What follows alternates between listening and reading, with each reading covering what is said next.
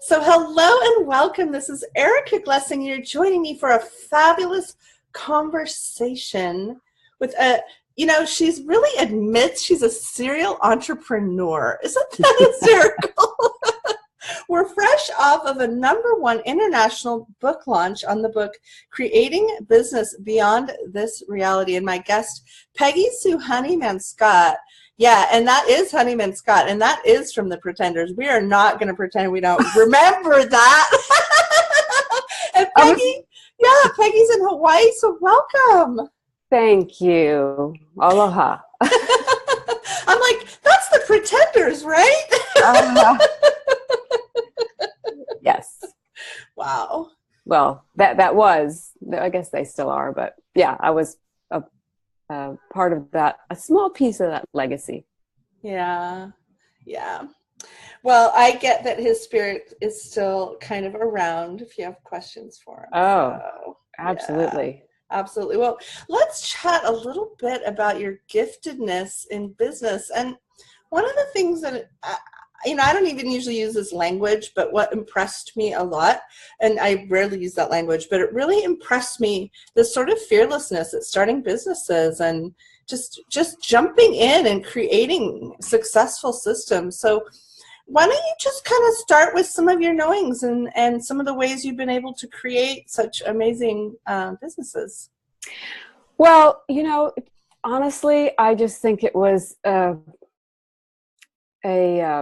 determination and just kind of not really knowing what the rules are. So I didn't even know what rules there were to break until I sort of stumbled upon them. And then I thought, well, that doesn't work for me. So it was honestly just sort of, I just have an enthusiasm and when something hits me, it's anybody who knows me knows that I follow through with all of my ideas.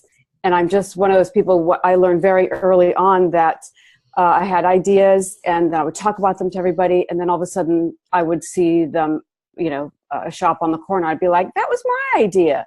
So I just decided to, every time I had an idea, within a month, I would begin it in some way, or I would just throw it out. So it was just the fun of creation, it's just so fun for me. It's just so, I just love being in that energy of creation. Tell us about one of your favorite businesses that you run. Well, I've had many that are not around anymore, but probably the most fun. God, they've all been really fun. Rock and Roll Cuisine is a book that I came out with in 1988. I can't believe it. It's been, 20 years. 30 years. 30. Oh my God. 30 years next 2018. Oh my gosh. And it sort of kept this life going, and we're now going to re-release it and come out with the second one. And this is something I had no conceived perception that this would happen in the future. But what are your tell us what Rock and Roll Cuisine is, and let's just give people a taste. What's like one of the recipes?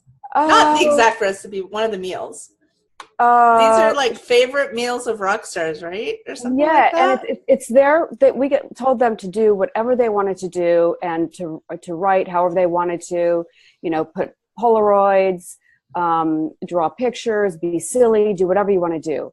And we had people like Grace Slick from the Jefferson Starship. She did how to cook a head, but it was actually a doll's head.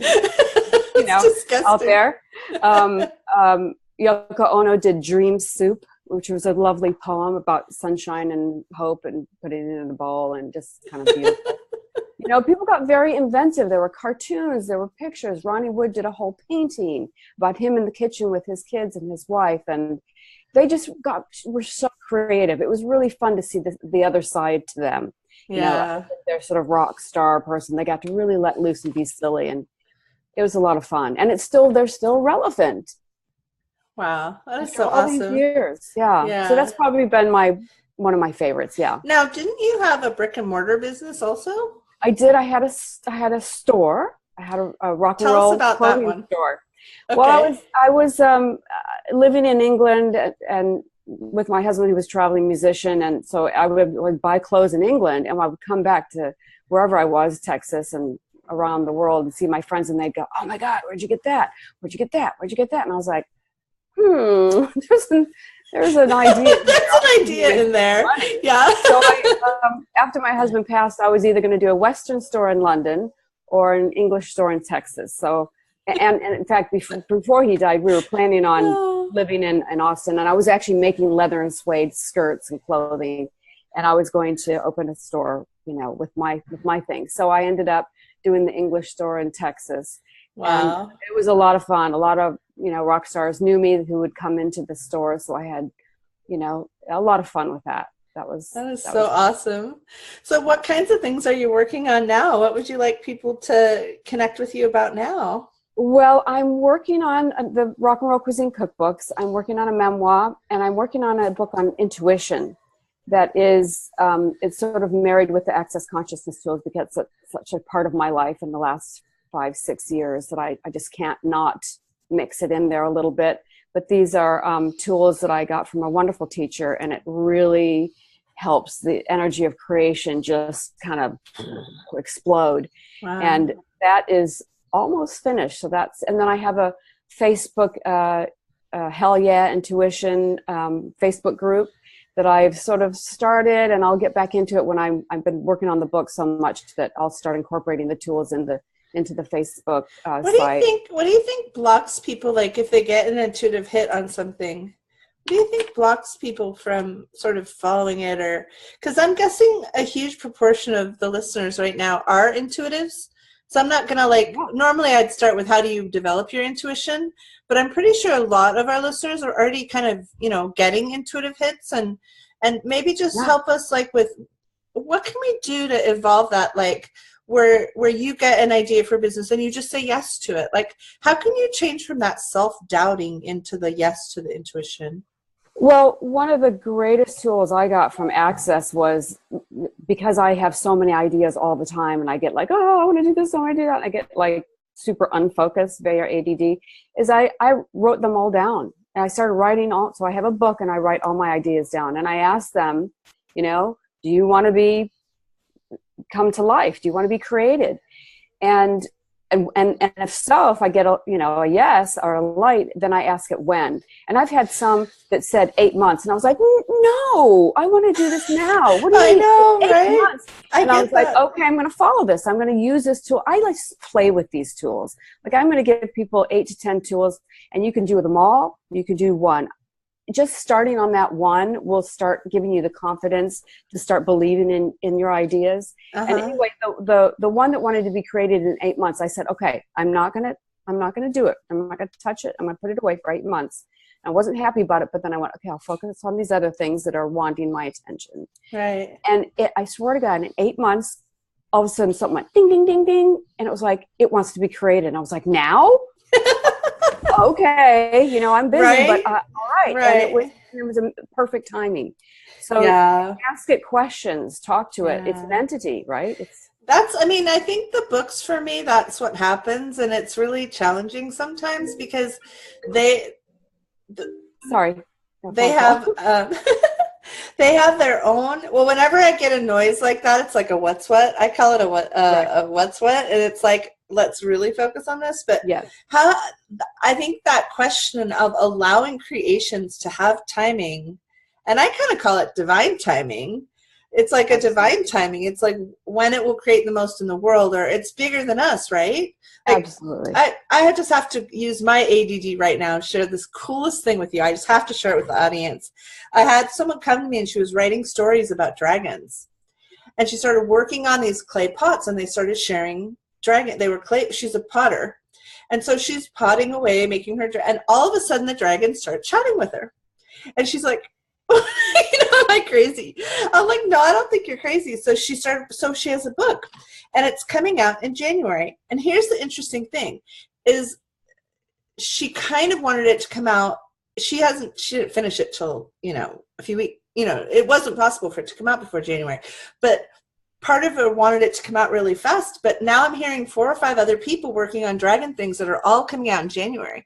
And so I get this bigger this bigger rightness about things. So how can you help people with that? Because sometimes they get ideas and they get so frustrated because they don't take off, or they're not. Do you see what I'm saying? I don't know what that question Yes, was. I think I know. The energy of the question is you're judging yourself about why you didn't do the idea, and there's a million other ideas out there. Trust me, all the ones I wished I was like, why I shouldn't. Why no, just go, turn away, stop, move away, and ask the next question and ask the next idea. Because if you have that one idea, you've got a million other ideas.